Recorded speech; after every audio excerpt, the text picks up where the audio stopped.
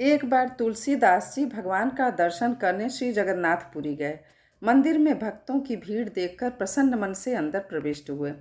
जगन्नाथ धाम में जगन्नाथ जी का दर्शन करते ही वे निराश हो गए और विचार करने लगे कि यह बिना हाथ पांव वाली लकड़ी का विग्रह हमारा इष्ट नहीं हो सकता।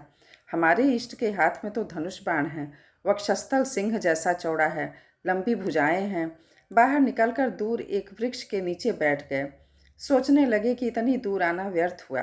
क्या गोलाकार नेत्रों वाला हस्तपाद विहीन दारुदेव मेरा राम हो सकता है? कदापि नहीं। रात्रि हो गई। भूख प्यास के मारे तुलसीदास जी बहुत श्रमित हो गए थे। अचानक एक आहट हुई। वे ध्यान से सुनने लगे। अरे बाबा, तुलसीदास कौन है?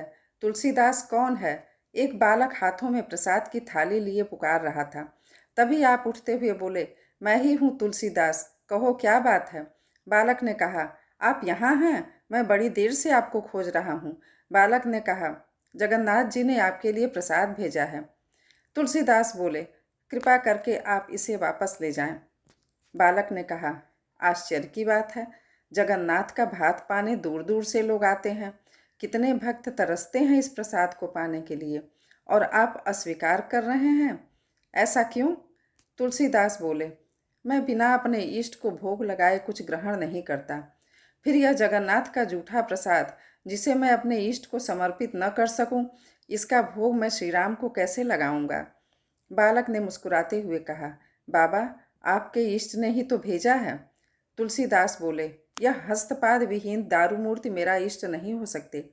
बालक ने कहा कि आपने श्री रामचरितमानस में तो इसी रूप का वर्णन किया है।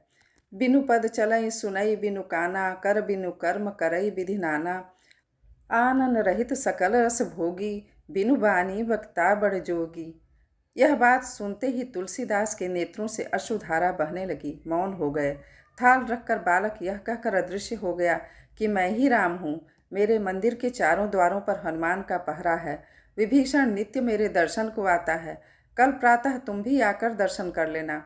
तुलसीदास जी ने बड़े प्रेम से प्रसाद ग्रहण किया। प्रातः मंदिर में उन्हें जगन्नाथ, बलभद्र और सुभद्रा के स्थान पर श्री राम, लक्ष्मण एवं जानकी के भव्य दर्शन हुए। भगवान ने भक्त की इच्छा पूरी की। जिस स्थान पर तुलसीदास जी ने रात्रि व्यतीत की थी, वह स्थान आज तुलसी चौरा नाम से विख्यात हुआ। वहाँ पर तुलसीदास जी की पीठ बड़छता मठ के नाम से प्रतिष्ठित है।